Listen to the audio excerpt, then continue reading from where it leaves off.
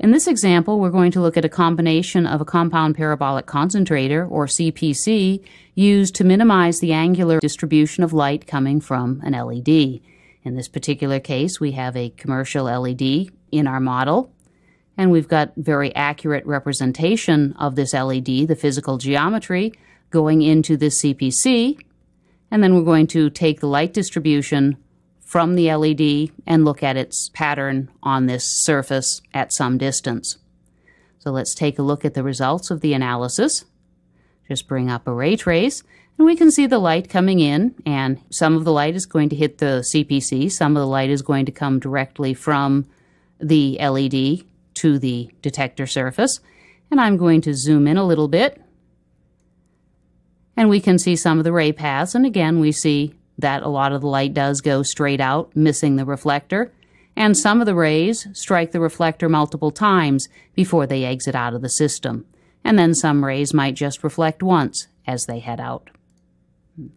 The idea is this particular CPC has been designed to accept this LED at its base end, its smaller end, and what we want to do is send the light out at an angle of incidence no greater than 30 degrees. So we're going to take light that's coming at plus or minus 90 degrees from this LED and then have light coming out only in an angular range of plus and minus 30 degrees at the output face.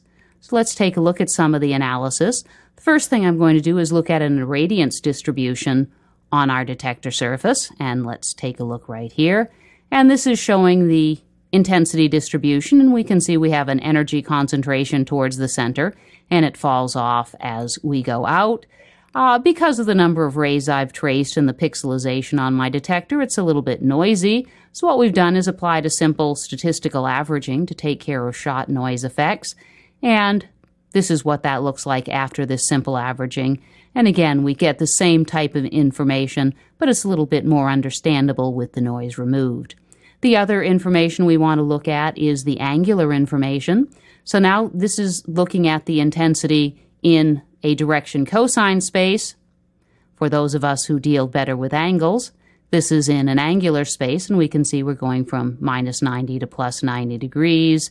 And we can move our cursor around to get an idea of what the angular spread is at different cross sections across our energy distribution. But again, we also see a little bit of noise. So next thing I did was average the data.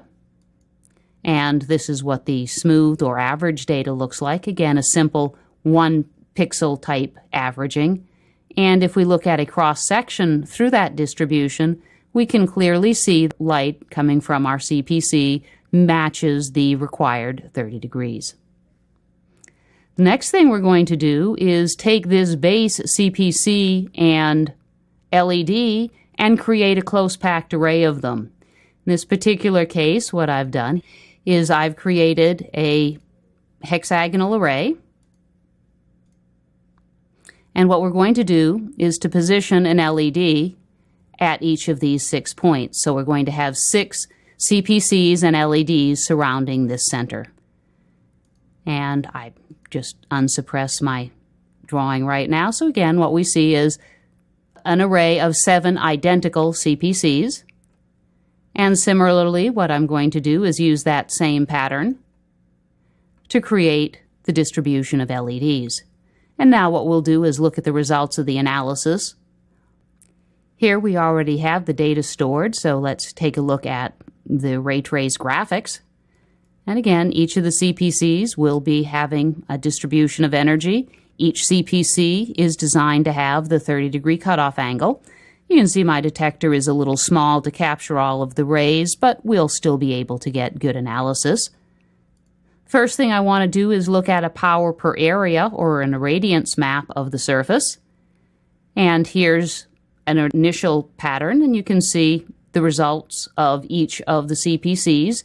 There's still some separation of the energies, and even with averaging, we still see those results. Obviously, as we moved our detector in and out, that separation will increase or decrease.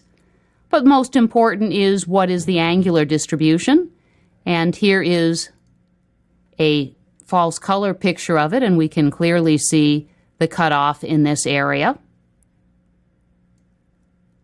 But it's much simpler to look at it as a simple distribution section. And again, with all of the CPCs with the array, we still have the 30-degree cutoff. And what's interesting, of course, is how does the array compare to the single unit? And as you can see, other than the maximum intensity level, the distributions, as expected, are virtually identical because we have similar systems. We just have more energy when we have multiple LEDs.